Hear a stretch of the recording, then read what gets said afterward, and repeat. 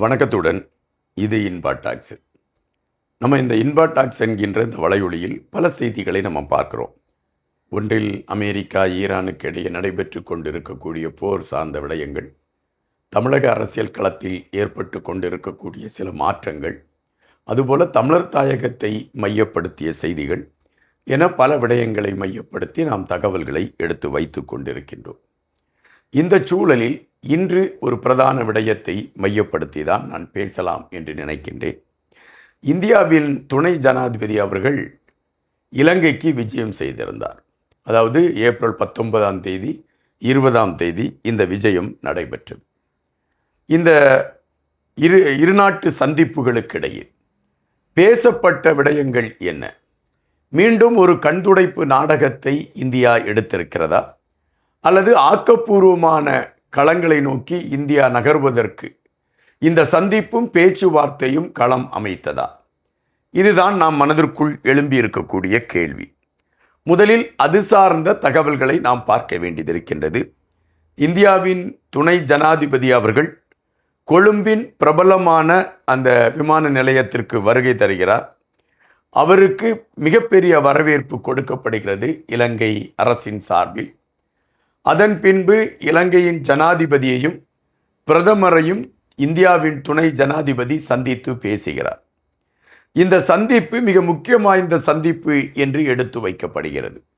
இந்த சந்திப்பில் என்னென்ன விடயங்கள் பேசப்பட்டிருக்கிறது என்கின்ற செய்தியை பார்க்கின்ற பொழுது, இந்திய வெளி விவகாரத்துறை அமைச்சகத்தின் சார்பில் அந்த செய்தி தொடர்பாளராக இருக்கக்கூடிய விக்ரம் மிஸ்ரி அவர்கள் பதிவிட்டிருக்கக்கூடிய செய்தியில் குறிப்பிட்டிருக்கக்கூடிய தகவல்கள் என்ன என்பதை பார்க்கின்ற பொழுது, சில ஆக்கப்பூர்வமான விடயங்கள் குறித்து பேசப்பட்டிருக்கிறது என்பதை நாம் இங்கு எடுத்து வைக்க வேண்டியதாக இருக்கின்றது. அதாவது 2 கொள்கைகள் பிரதானமாக பேசப்படுகின்றன. ஒன்று, இந்தியாவிற்கும் இலங்கைக்கும் இடையே உள்ள நட்பு. இந்த இந்தியாவும் இலங்கையும் ஒரு சேர பயணிக்கக்கூடிய நாடு. இந்தியாவில் இருந்து இலங்கைக்கு தேவையான உதவிகளை செய்து கொடுப்பதற்கு இந்தியா எப்பொழுதும் தயாராக இருக்கிறது என்பதை இந்த சந்திப்பில் நினைவூட்டப்பட்டிருக்கிறது என்று எடுத்துக்கொள்ளலாம். அதுபோல இந்தியாவின் பிரதமருடைய கணக்கீடு, இலங்கை நம்மளுடைய பக்கத்து நாடு, அதாவது அயல் நாடு என்பதை விட நம்முடைய நெருக்கத்தில் இருக்கக்கூடிய நாடு என்கின்ற தொலைநோக்கு சிந்தனையோடு இலங்கையை பார்க்கக்கூடிய களத்தை இந்தியா எடுத்திருக்கிறது என்கின்ற விடயங்கள் முன்னிலைப்படுத்தப்பட்டிருக்கின்றன. அதன் பின்பு திட்டங்கள் சார்ந்த விடயங்கள் பேசப்பட்டிருக்கிறது. திட்டங்கள் சார்ந்த விடயங்கள் என்கின்ற பொழுது தமிழர்களை மையப்படுத்திய களங்களை நாம் பார்க்க வேண்டியதிருக்கிறது. குறிப்பாக மலையக தமிழர்களுக்கு வீடு கட்டி கொடுப்பதற்கான ஒரு ஒப்பந்தத்தை இந்திய அரசாங்கம் போட்டிருந்தது. அதன் அடிப்படையில் 50,000 வீடுகள் கட்டி கொடுக்கப்பட்டு விட்டன. இப்பொழுது 4,000 வீடு கட்டி முடிக்கப்பட்டிருக்கிறது. இன்னும் 10,000 வீடு கட்ட வேண்டிய நிலையில் இருக்கிறது. இப்பொழுது கட்டி முடிக்கப்பட்ட அந்த 4,000 வீட்டையும் அந்த பயனாளிகளுக்கு கொடுப்பதற்கான ஒரு களத்தை இந்தியா வேகம் கட்டி எடுக்கும் என்கின்ற செய்தி அங்கு உறுதிப்படுத்தப்படுகிறது. அதுபோல இந்த 10,000 வீடுகளும் கூடிய விரைவில் கட்டி முடிக்கப்பட்டு அந்த மக்களுக்கு வழங்கப்படும் என்ற உறுதி எடுக்கப்பட்டிருக்கிறது. 2வது விடயமாக, திரிகோணமலையில் எரிசக்தி நிறுவனம் நிறுவுவதற்கான களங்களை மையப்படுத்திய ஒரு பேச்சுவார்த்தை. எப்பொழுதுமே திரிகோணமலையை மையப்படுத்திய ஒரு பார்வை இந்தியாவிற்கு உண்டு. அதனால்தான் எண்ணெய் குதங்கங்களை தன் கையில் வைத்து கொள்ளக்கூடிய ஒப்பந்தத்தை இந்தியா மேலும் மேலும் நீட்டித்து கொண்டிருக்கின்றன. இப்பொழுது எரிசக்தியை மையப்படுத்தி திரிகோணமலையிலே இந்தியா ஒரு ஒப்பந்தத்தை போடுவதற்கான ஒரு களத்தை எடுத்திருக்கிறது. அதற்கான பேச்சுவார்த்தைகள் நடைபெற்றிருக்கின்றன. அதுபோல இலங்கையிலிருந்து, இந்தியாவிலிருந்து இலங்கைக்கு மின்சாரம் சார்ந்த அந்த ஒயர்கள், அதாவது இணைப்புகள் வருவதற்கான களங்கள் எடுப்பதற்கு, அதற்கான முயற்சிகள் எடுப்பதற்கான களங்களும் உருவாக்கப்பட்டிருக்கிறது என்று சொல்கிறார்கள். அதுபோல டிஜிட்டல் அடையாள அட்டை, இந்த டிஜிட்டல் அடையாள அட்டையை இந்தியா முன்பே ஒப்பந்தம் போட்டிருந்தது.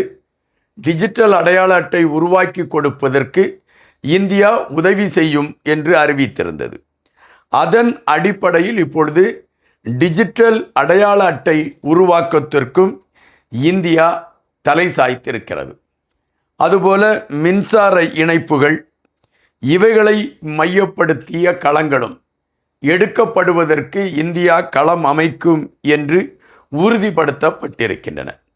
இவைகளெல்லாம் இந்த பேச்சுவார்த்தையில் பேசப்பட்டிருக்கக்கூடிய சூழலில் இன்னும் சில விடயங்கள் எடுத்து வைக்கப்பட்டது என்று குறிப்பிடுகின்றார்கள்.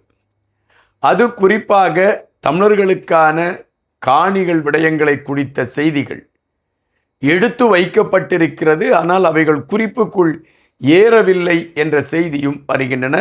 இது எந்த அளவிற்கு உண்மை என்று நமக்கு தெரியாது. இந்த 2 நாட்கள் சந்திப்பு மிக அழகாக முடிந்தது என்று இந்தியா பதிவிட்டிருக்கிறது. இந்த சந்திப்பின் ஊடே தமிழர் தாயகத்தில் இருக்கக்கூடிய அந்த தமிழ் கட்சிகளை சார்ந்த உறுப்பினர்களை இந்தியாவின் துணை ஜனாதிபதி சந்தித்து பேசினார் என்றும் அந்த சந்திப்பு பேச்சில் பல விடயங்கள் பரிமாறப்பட்டது என்ற செய்தி சொல்லப்படுகின்ற அதே வேளையில் தமிழ் அரசியல்வாதிகள் தங்களை பாதுகாப்பது எப்படி என்கின்ற கணக்கீட்டில்தான் இந்தியாவின் துணை ஜனாதிபதியோடு பேச்சுவார்த்தைகளை நடத்தினார்களே தவிர மக்களுக்கான களங்களை அவர்கள் எடுத்து எதுவும் பேசவில்லை என்கின்ற பதிவும் வருகின்றன. இதே வேளையில் இந்தியாவின் ஜனாதிபதி சில இடங்களை அவர் போய் பார்த்திருக்கின்றார். நுவரெலியா பகுதியை போய் பார்த்திருக்கின்றார். சீதா அம்மன் கோயிலை போய் பார்த்திருக்கின்றார். இவைகளையெல்லாம் அவர் பார்த்து அங்கு ஒரு தரிசனத்தையும் எடுத்திருக்கின்றார். இலங்கையை பொறுத்தமட்டில் இந்த சந்திப்பு மிகவும் ஏற்புடைய சந்திப்பு, வரவேற்கக்கூடிய சந்திப்பு, ஒரு உறவு முறைக்கு பாலமாக இருக்கக்கூடிய சந்திப்பு என்று குறிப்பிட்டிருக்கின்றன. இந்தியாவை பொறுத்தமட்டில் இந்த சந்திப்பில் இந்தியா பல நலத்திட்டங்களை மையப்படுத்திய களங்களை எடுத்திருக்கிறது. அதன் அடிப்படையில் இந்த பேச்சுவார்த்தை அமைந்திருக்கிறது என்ற செய்தியை இந்தியா வெளியிட்டிருக்கிறது. தற்பொழுது இந்த செய்திகளை வைத்து பார்க்கின்ற பொழுது இலங்கையில் இந்தியா ஒரு ஒப்பந்தத்தை அதன் அடிப்படையில் திரிகோணமலையும் அது சார்ந்த இடங்களையும் தங்கள் கைவசப்படுத்துவதற்கான களங்களை எடுத்திருக்கிறது. அதற்கு இந்த சந்திப்பு ஒரு பிரதான களமாக இருந்திருக்கிறது என்றுதான் நம்ப முடிகின்றது.